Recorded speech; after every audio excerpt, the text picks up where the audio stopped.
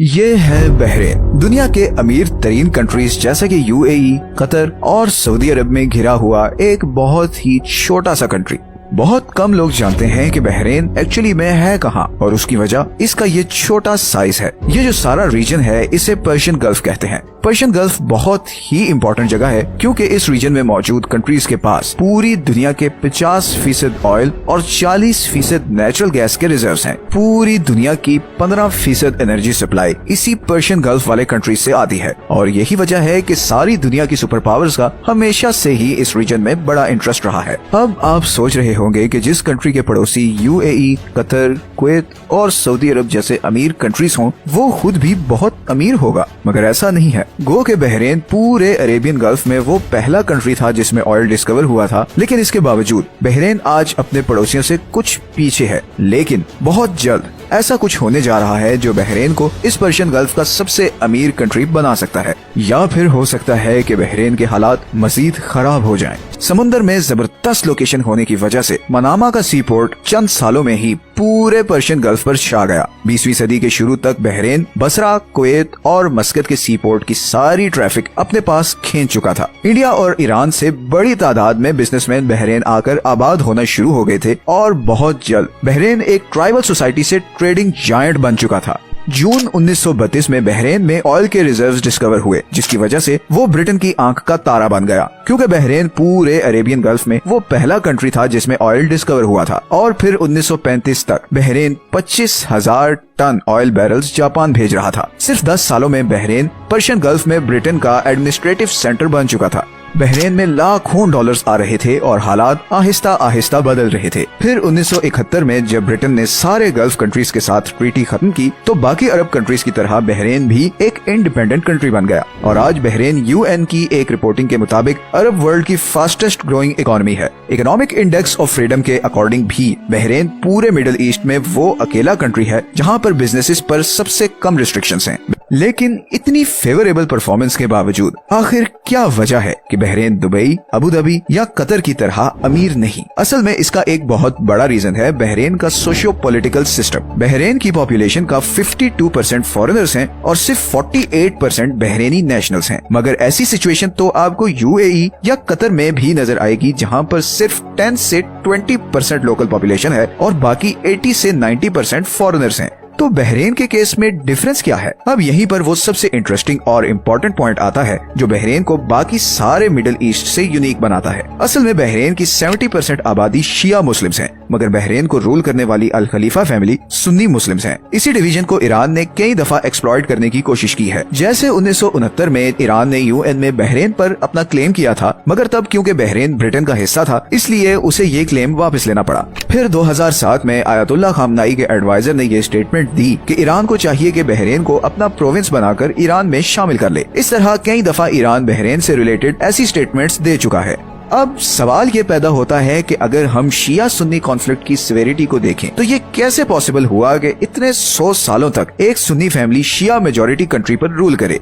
देखें, एक चीज हमेशा याद रखें, डिक्टेटरशिप को सक्सेसफुल बनाने के दो ही तरीके हैं। एक तो ये कि आप जोर जबरदस्ती करके लोगों से अपनी बात मनवाएं और उन्हें दबा कर रखें, मगर उसमें रेवोल्यूशन और अपराइजिंग का खतरा होता है, जैसे कि लीबिया की एग्जांपल हमारे सामने है। दूसरा तरीका वो है जो गल्फ कंट्रीज फॉलो करते आए हैं, और वो है कि अपनी आवाम को खूब पैसा दो, उनकी जरूरियात पूरी करो और उन्हें इकोनॉमिकली खुश रखो। ऊपर पावर में कौन है उन्हें इसकी कोई फिक्र नहीं होगी। अब बहरेन के सुन्नी रूलर्स ने ये दोनों तरीके यूज किए हैं। बहरेन की गवर्नमेंट अपने लोगों का बहुत ख्याल रखती है। अपने लोगों से मेरा मतलब है बहरेनी नेशनल्स। दूसरी तरफ अगर आप गवर्नमेंट के अगेंस्ट कोई भी क्रिटिसिज्म या प्रोटेस्ट करते हैं तो आपको टेररिस्ट समझा जाता है। इसकी पनिशमेंट इतनी सख्त है कि या तो आप जेल जाओगे या आपको डेथ पेनल्टी मिलेगी, या फिर आपकी नेशनैलिटी कैंसिल करके बहरेन से डिपोर्ट कर दिया जाएगा। और ये कोई हवाई बातें नहीं बल्कि ऐसा हो भी चुका है। 2012 के बाद से अब तक गवर्नमेंट के खिलाफ लोगों को उकसाने पर 700 बहरेनी नेशनल्स की नेशनैलिटी कैंसिल कर दी गई है। असल में 2021 में जब अरब स्प्रिंग शुरू हुई तो बहरेन की शिया पॉपुलेशन भी डेमोक्रेसी डिमांड करते हुए सड़कों पर आ गई और हालात ठीक ठाक खराब हो गए। लेकिन फिर यूएई और सऊदी अरब ने अपनी फोर्सेस बहरेन भेजी और इस सारी मूवमेंट को फुल पावर से क्रश कर दिया गया। इस मूवमेंट में शामिल लोगों को जेल भेजा गया, कई लोगों की बहरेनी नेशनैलिटी वापस ले ली गई और कुछ लोगों को डेथ पेनल्टी दे दी गई। बहरेन की इकोनॉमी असल में फॉरेनर्स चलाते हैं, जिनमें पाकिस्तानी, इंडियंस, बंगाली, फिलिपिनोस, ईरानी और ब्रिटिशर्स शामिल हैं। बहरेन की 75% इनकम ऑयल एक्सपोर्ट से आती है और इस इनकम पर सबसे बड़ा बोझ है बहरेनी नेशनल्स को दी जाने वाली फैसिलिटीज और सब्सिडीज। और दूसरी ही तरफ पिछले 10 सालों से ऑयल की प्राइस लगातार गिर रही है, जिसकी वजह से बहरेन के रेवेन्यूज भी गिरते जा रहे हैं। And on top of this, Bahrain के ऑयल रिजर्व्स बहुत तेजी से खत्म हो रहे हैं। बल्कि बहरेन और ओमान पूरे गल्फ में वो 2 कंट्रीज हैं जिनके ऑयल और गैस रिजर्व्स अगले 10 सालों में बिल्कुल खत्म हो सकते हैं। तो एक तरफ आपकी इनकम नहीं बढ़ रही, दूसरी तरफ आपका एक्सपेंस सेम है और तीसरी तरफ आपके रेवेन्यू सोर्सेज बहुत जल्द एग्जॉस्ट होने वाले हैं। और चौथी तरफ अगर आपने अपनी सब्सिडीज कम की और इनकम बढ़ाने के लिए टैक्सेस लगाए तो पहले से ही भरी बैठी शिया मुस्लिम पॉपुलेशन फट पड़ेगी। उन्हें इस वक्त एक ही चीज खामोश रखे हुए है और वो है बहरेनी सिटीजनशिप के बेनिफिट्स। जिस दिन ये बेनिफिट्स कम होना शुरू हो गए, उस दिन